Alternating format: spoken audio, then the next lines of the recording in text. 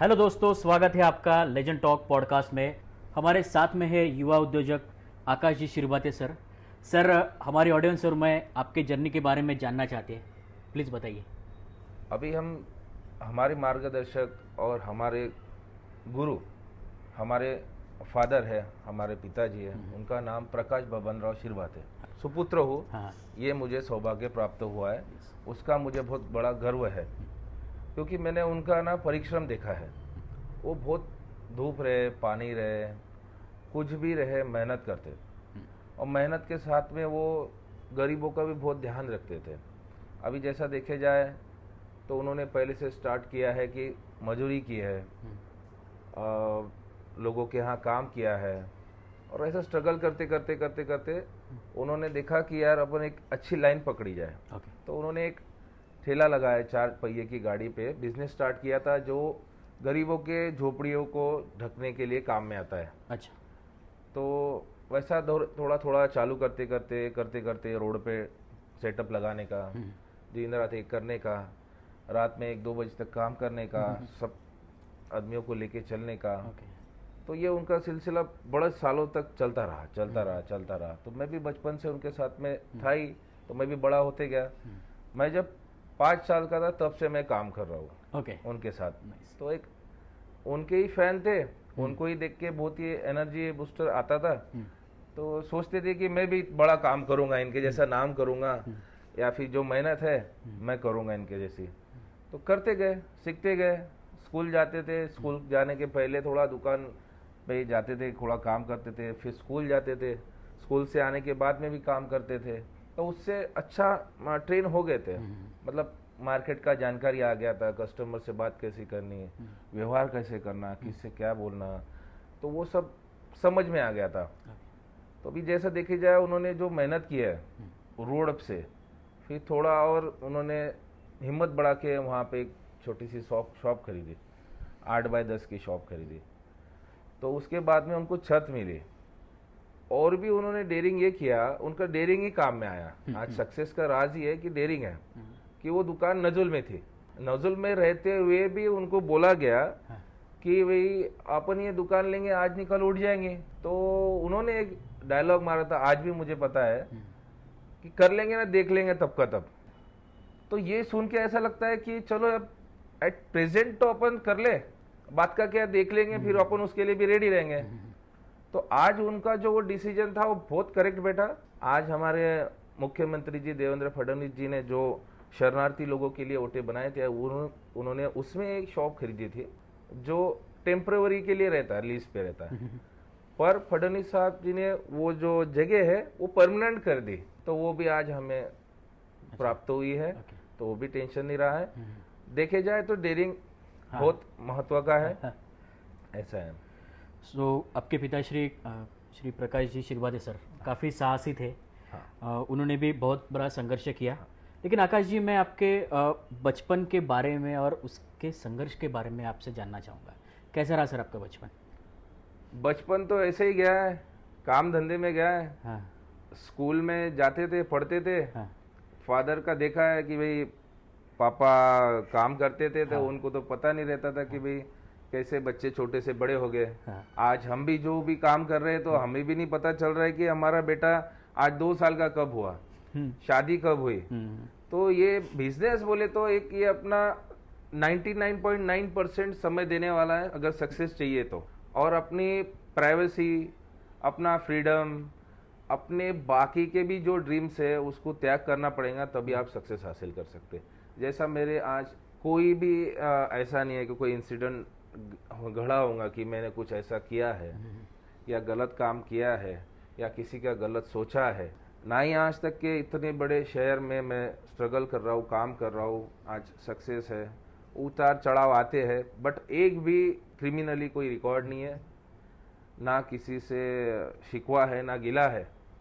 हम तो सोचते हैं कि काम में इतना व्यस्त रहे कि खुद पे भी ध्यान ना रहे। एग्जैक्टली। और ये होता ही है। और मजा आती है, अच्छा लगता है। हम तो सोचते हैं कि ऐसे ही आज आने वाला यूथ जो है, यंगस्टर जो है, जैसे कि हम देख पा रहे हैं कि आपकी शुरुआत है वो शून्य से हुई, लेकिन वो ऐसा कौन सा पल है सर कि जिस टाइम पर आपको लगा कि यार लाइफ में कुछ बड़ा करना चाहिए? वो पल उस दिन था जिस दिन बारिश बहुत जोर से आई, बचपन का बहुत ही, रात के 2, ढाई, 3 बज रहे थे, जिस समय हम सब सोए थे। सोने के बाद में बहुत ही जोर से पानी आया, बिजली खड़क रही थी।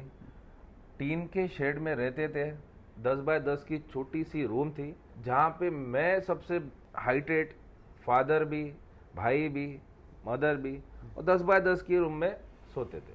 वहाँ पे माना भी मुश्किल है, वहाँ वॉशरूम भी नहीं, कुछ भी नहीं। वो पानी घर में आ रहा है, छत टपक रही है, फैन चालू है, फैन में से, चलते फैन से पानी आ रहा है। डरे भी, मरे भी है, रहना भी है, बाहर भी नहीं जा सकते। वहीं उसी दिन सोच लिया कि जिस तरीके से मेरे यहाँ पानी बह रहा है ना, ऐसा पानी तो मैं कोई भी गरीब के घर में ना बहाऊं। तो मैं धंधे के अकॉर्डिंग ये कैसे कर सकूंगा। तो मैंने सोचा कि चलो बहुत ही बढ़िया ऐसा मटेरियल बनाया जाए, जिससे एक बूंद पानी ना बहे।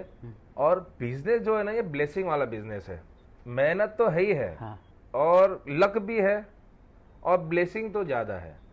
क्योंकि जो गरीब के घर में झोपड़ी पे पानी नहीं बहे ना, तो वो आत्मा से सोते हुए हमें आशीर्वाद देता है और बोलता है कि यार त्या मानसानी पन्नी दिली। यस, वो बंदा है जिससे हमने पन्नी लेके आए। छोटे बच्चे उनको जब जन्म में आते हैं तो उनको दिक्कत नहीं होती है, तो वो हमें याद करते होंगे कि आज मेरा बच्चा चैन से सोया है। उसका श्रेय सागर प्लास्टिक को जाता है। एग्जैक्टली। उसके बाद में जैसे हम सोचे कि 10 बाय 10 की रूम है, यार हमारे फादर ने इतना बढ़िया काम किया कि हमें एक प्लेटफॉर्म रेडी करके दिया। छोटा सा है पर बहुत बड़ा है, पेड़ छोटा रहे बड़ा रहे, उसकी नींव कितनी मजबूत करके गए, वो इम्पोर्टेंट है। तो मैंने सोचा कि इसके बाद जब करूंगा ना, तो मैं मेरे फादर के लिए बहुत बढ़िया आलीशान एक घर लूंगा, जिसमें मेरे फादर को मैं रखूंगा, जहाँ पे पानी ना लगे, सारी चीजें रहे। बट नसीब का बहुत बड़ा ये हमारे ऊपर आपदा आई है कि 2012 में प्रलय आने वाला था। दुनिया में तो प्रलय आया नहीं, पर मेरे जीवन में प्रलय आ गया। 2012 पहला महीना 9 तारीख को उनका देहांत हुआ। उस दिन मेरा और उनका बातचीत हुआ, अनहोनी मतलब वो थोड़ा सा टॉपिक हुआ कि आप ध्यान नहीं रख रहे, आप खुद पे ध्यान नहीं रख रहे, हमारे पे ध्यान दे दे के खुद पे भी ध्यान दीजिए। जैसा ही मैं घर गया, वैसे उन्हें हॉस्पिटल लेके जाया गया, ऑटो में डाल के, कुछ तो था ही नहीं। यस। तो जैसे हॉस्पिटल पहुंचे तो पता चला कि उनका देहांत हो चुका। मैं लाइफ में 2 सेकंड के लिए वहां रुआ, 2 सेकंड 1 मिनट रोया होगा। फिर सडनली पता चला कि अब तो साला ये सब सारी चीजें है ना, ये सब संभालनी है, ये सब देखनी है। तो अब इमोशनल रह के कुछ नहीं है, जब होना था हो गया, उनको जिम्मेदारी देनी थी दे दी, अब तू है देख ले। मैं निकला। अब निकला तो ऐसा नहीं निकला, सब सही है। अब सोचू करना क्या, सारा उनका कार्यक्रम निपटाए, मैयत निपटाए, तेरहवीं निपटाए। अब जैसे शॉप चालू करना है तो बड़ी हमारे इसमें 13वीं होती है, उसके पहले ही हमने चालू कर दिया, क्योंकि कंडीशन नहीं थी कि हम 8, 10, 15 दिन दुकान बंद रख सके।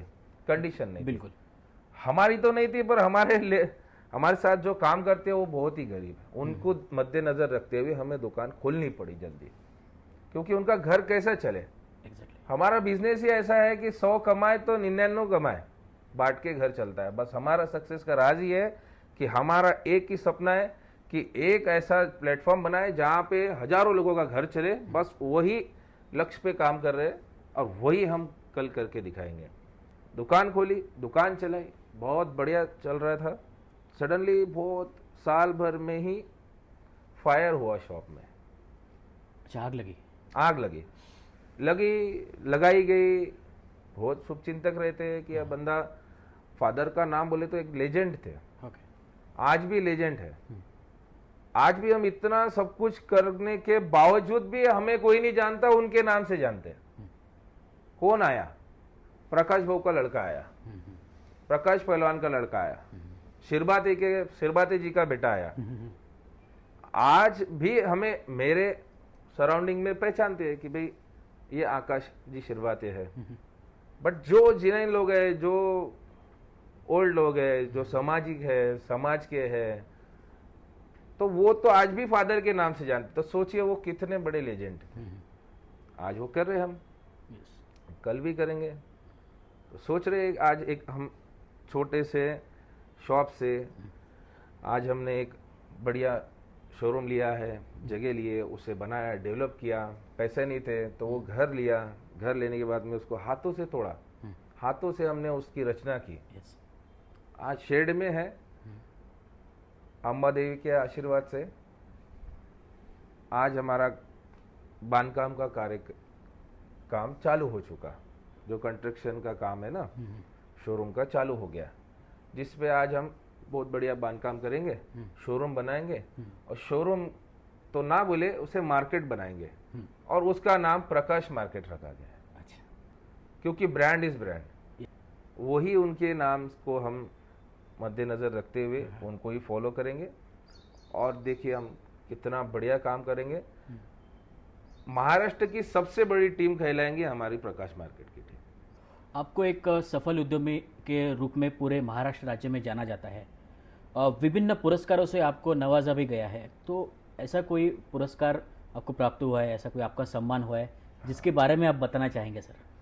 जैसा आपको मैं बताना चाहता हूँ, मुझे राज्य भूषण, राष्ट्रीय भूषण, शौर्यांजलि, यूथ आइकॉन, विदर्भ रत्न, महाराष्ट्र रत्न, ग्रेट, अमरावती का, अंबा नगरी, ये सारे पुरस्कार, बहुत सारे पुरस्कार, बहुत बड़ी लाइन है, मैं बता नहीं पाऊंगा। बट एक पुरस्कार मुझे मिला है जो जिसे राज्य भूषण बोलेंगे, नागपुर में मिला, गडकरी जी के हाथों से। वो गडकरी जी के हाथों से पुरस्कार प्राप्त होते समय वो जो सीन था, जैसा पुरस्कार तो एक है ही, तो उन्होंने जो आशीर्वाद दिया, पीठ थपथपाई, उसके बाद में उन्होंने जो बोला कि मैंने उन्हें पूछा कि सर ये आप कैसे करते हो, एनर्जेटिक कैसे रहते हो? तो उन्होंने कहा कि मेरा एनर्जेटिक का कारण ही ये है कि मैं आप जैसे युवाओं को देख के एनर्जेटिक फील करता हूँ।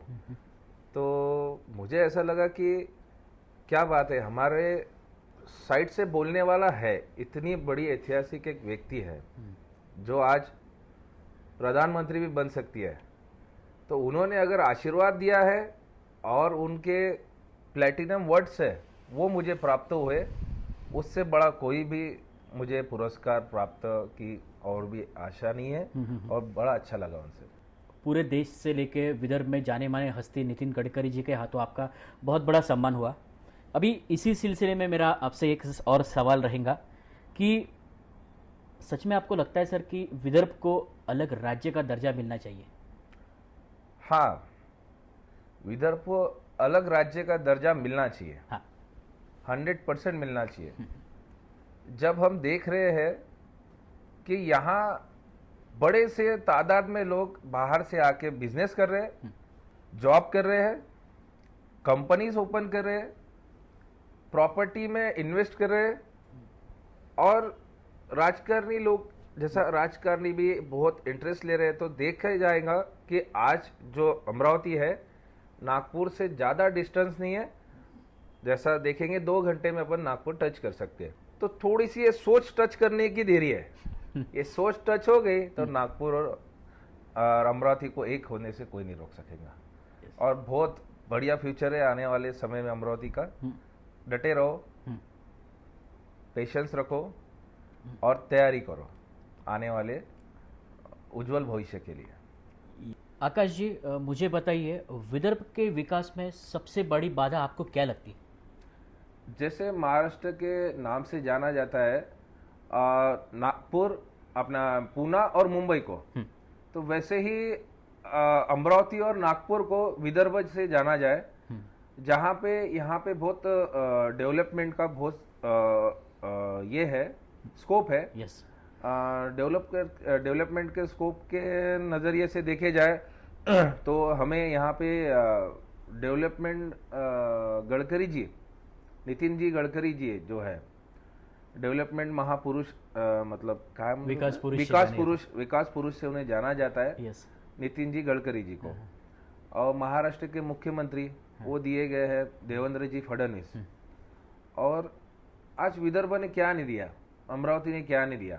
अगर ये सेपरेट भी होता है तो यहाँ पे देखेंगे अपन तो महाराष्ट्र के मुख्यमंत्री देवेंद्र फडणवीस यहाँ से, विकास पुरुष नितिन जी गडकरी यहाँ से, पद्मश्री प्रभाकर जी वैद्य, शंकर बाबा पापड़कर पद्मश्री यहाँ से, भारत की सबसे पहली महिला राष्ट्रपति प्रतिभाताई पाटिल यहाँ से। अभी जैसे देखे जाए तो महापुरुषों का भी यहाँ पे बहुत उनके चरण स्पर्श हुए। भगत सिंह, राजगुरु, और जैसे आध्यात्मिक देखा जाए तो कृष्ण नगरी इसे कहा जाता है। हम देखेंगे अम्बा नगरी है तो इसे कृष्ण नगरी से जाने जाता है, तो माता रुक्मिणी का मायका से जाने जाता है इसे। तो इस तरीके से अपन ने अगर विदर्भ अमरावती अगर अलग हुआ तो यहाँ डेवलपमेंट के बहुत से चांसेस है जो विदर्भ को बहुत आगे ले जाएगा। यहाँ पे कंपनीज आएंगी जिससे रोजगार जनरेट होगा। बहुत से बढ़िया मॉल्स आ ही रहे हैं। वैसे जो हम बोल रहे हैं कि आज गवर्नमेंट बहुत काम कर रही है, तो बोल नहीं रही, दिख भी रहा है। इंफ्रास्ट्रक्चर भी इसको बहुत अपन डिनाई नहीं कर सकते, सबको दिख रहा है कि क्या चल रहा है। और बहुत बढ़िया काम कर रही है मोदी सरकार, जिसको कोई कुछ नहीं बोल सकता कि ये क्या कर रही है। तो हम तो देख रहे हैं आज आने वाला हमारा भविष्य बहुत ब्राइट है, बहुत सक्सेसफुल है। इसी सिलसिले में मैं यही सवाल को थोड़ा आगे और बढ़ाना चाहूँगा। क्या हमें आकाश शिरवाते सर आने वाले समय में विदर्भ का नेतृत्व करते हुए दिखेंगे? वाई नॉट, पर मैं अभी बिजनेस के अकॉर्डिंग देख रहा हूँ, पर जिस तरीके से मुझे लोग ऑब्जर्व कर रहे हैं, मुझे ऐसा लगता है कि वो समय ज्यादा दूर नहीं है। हाँ। कि मैं राजकारणी में कदम रखूंगा। हाँ। क्योंकि मुझे ऐसा लगता है कि मैं जब कदम रखूंगा तो मैं डेवलपमेंट तो करूंगा ही करूंगा, मैं यूथ को डेवलप करूंगा। जो समय जो बर्बाद हो रहा है, आज यूथ जो नशे में जा रहा है, जिससे सबसे नींव जो है भारत की यूथ है। यस। वो जो वीक करने का जो षड्यंत्र चल रहा है, वो सबको पता है कैसा चल रहा है, क्यों चल रहा है, किस लिए चल रहा है। अभी जैसा देखेंगे तो यहाँ अगर विदर्भ अलग हुआ तो फंड अलग आएगा, उसको कुछ करने उसका कोई डिनाई नहीं हो सकता।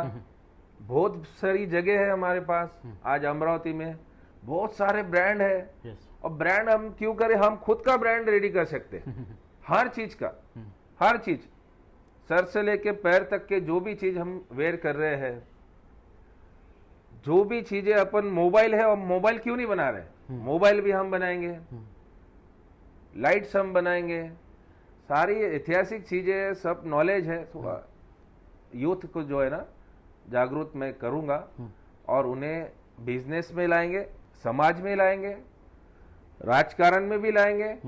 उनको यूथ को समाज, ये समाज, वो समाज, नारेबाजी, दंगे, इसमें ना डालते हुए, इतना ही यूज ना करते हुए उनको यूजफुल बनाए, उनको सक्सेसफुल बनाए।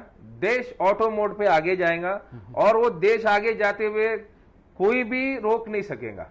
आज मोदी जी भी हमें प्राउड फील करेंगे कि यूथ आज जो ये सोच रख रहा है, इस सोच के लिए ही मैं कर रहा हूँ, ये वो आगे चल के हमें बताएंगे। सफल उद्यमी के साथ साथ आपको समाज सेवा में भी माध्यम से भी आपका नाम बहुत बड़ा जाना जाता है।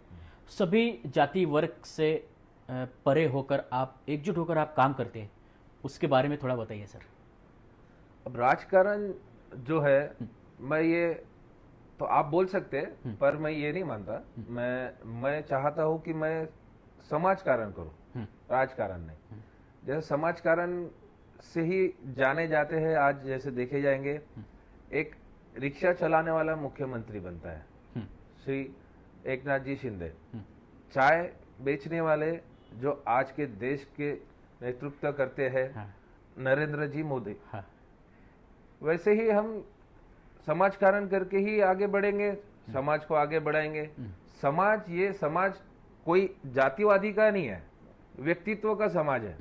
अगर वो व्यक्ति है जो काम कर रहा है, जरूरतमंद है, वही समाज है। जरूरत को पूरा करे वो समाज सेवा। हम देखेंगे कि अगर उसका आधार कार्ड, उसका नाम देख के अगर उसकी सेवा करे तो ये कोई पते की बात नहीं मैं मानता। जरूरत पूरी करना, ऊपर वाले ने अपने को इसके लिए ही जन्म दिया है। गम कम करो, दुख शेयर करो, दुख हल करो और सफल रहो। यस, जैसे आज हम देखे दिव्यांगों के लिए नेतृत्व करते हैं श्री बच्चू भाऊ कडू। हाँ, आज उन्हें पूरे महाराष्ट्र में जाने जाता है। आज हमारे विदर्भ के माजी पालक मंत्री और प्रेजेंट में आमदार श्री प्रवीण जी पोटे, उन्हें जाने जाता है, जो शून्य से निर्माण समाज कार्य करके ही किया है।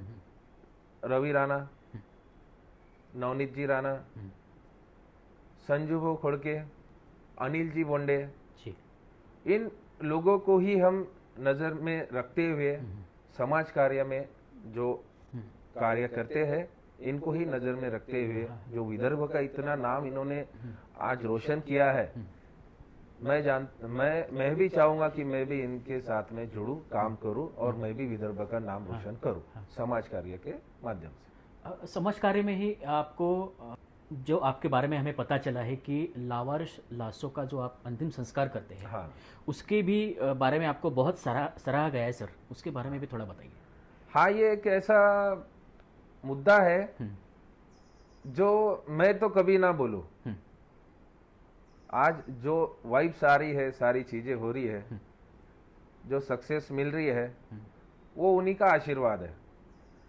एक इंसिडेंट है, जब मैं इरविन हॉस्पिटल गया था, वहां पे एक एक्सीडेंट हुआ था। जिस डेड बॉडी को लेके हम, एक पेशेंट है, उसको लेके हम हॉस्पिटल गए और हॉस्पिटल जाने के बाद उसका ट्रीटमेंट होने के बाद में उसे डाल दिया गया वो लावारिस के इसमें।